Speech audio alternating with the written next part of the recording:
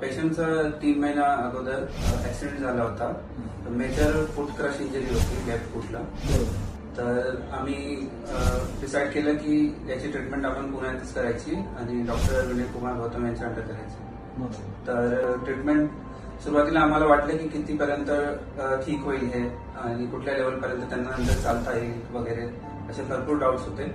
पण जशी जशी ट्रीटमेंट होत गेली सुरुवातीला थोडा वेळ लागला, पण शेवटचा रिझल्ट बघून आम्ही खूप हॅपी आहे. आणि आता वडील जे आहेत माझे ते व्यवस्थित चालू शकतात आणि ड्युरिंग द ट्रीटमेंट कधी पण असं वुंडला सेप्टिक वगैरे झालेलं नाही.